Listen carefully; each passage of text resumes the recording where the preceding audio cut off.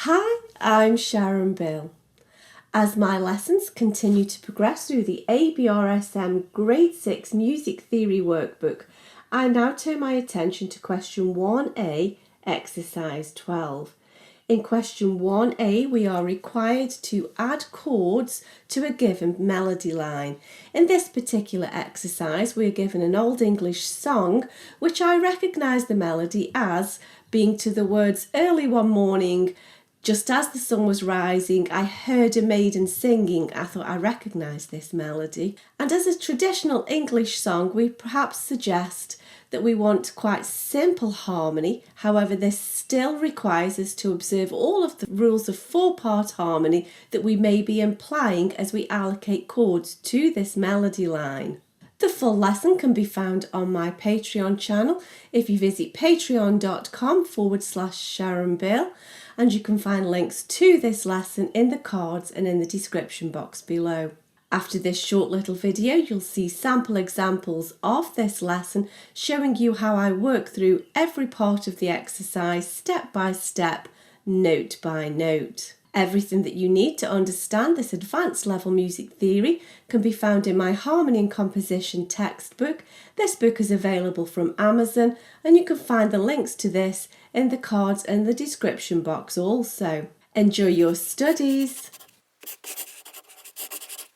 So I'm just going to pop these bass notes in just to make sure that we don't get fifths, because we need to be careful that we don't get fifths or consecutive octaves between our bass and treble as we allocate these chords. Of course, we are implying a bass note as well, aren't we? So it's good to give us a heads up on what's going on here.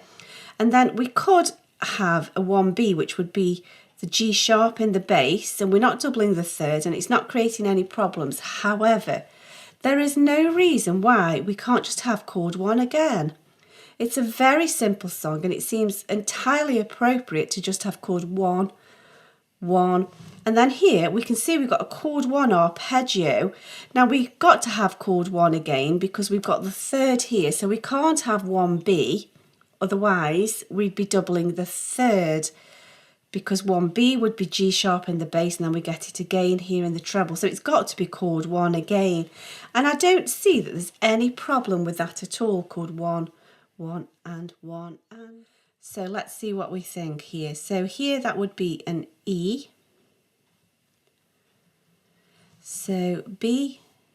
Now then, here we are going to have a little bit of a problem though, because B to B gives us an octave, and E to E also gives us an octave, and we can't have 5B here because we would be doubling the third.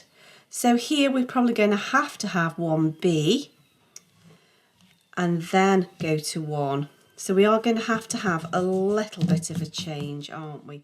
What looks like it could be the same, but this time this part is going to change harmony. Now we do have a cadence point here, so we can't have chord 2B and then chord 2B again. And also this now is not a passing note, this is a harmony note which doesn't fit.